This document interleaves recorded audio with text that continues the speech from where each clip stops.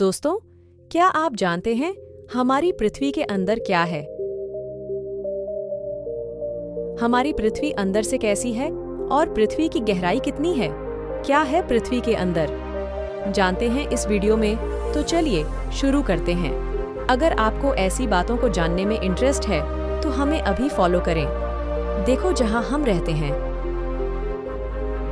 पृथ्वी की सतह से उसके केंद्र तक की औसत दूरी 6,371 किलोमीटर या 1939 मील है और इसी के अनुसार पृथ्वी की सतह को 3 भागों में बांटा गया है।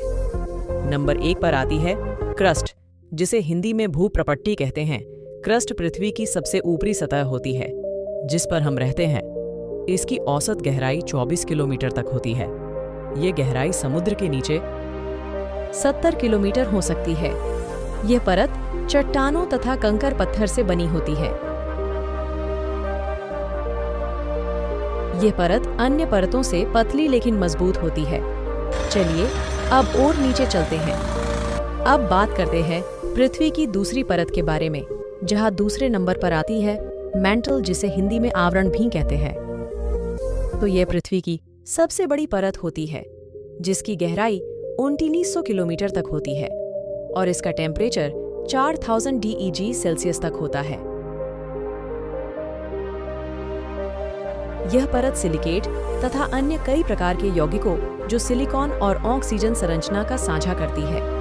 इसके अंदर का लिक्विड पदार्थ लावा के रूप में बाहर निकलता है।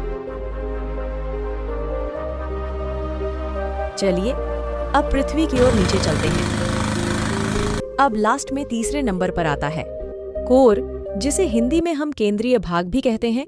पृथ्वी का यह भाग 2 भागों में बांटा गया है। इसका पहला हिस्सा या ऊपरी हिस्सा आउटर कोर कहलाता है तथा निचला हिस्सा इनर कोर कहलाता है।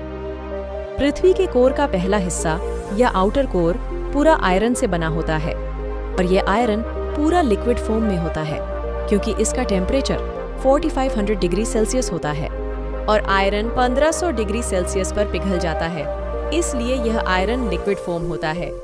अब इसकी गहराई की बात करें तो यह लगभग 100 किलोमीटर की गहराई तक होता है। अब बात करते हैं इनर कोर की। इसकी गहराई लगभग 1200 किलोमीटर होती है और यह सॉलिड अवस्था में होता है।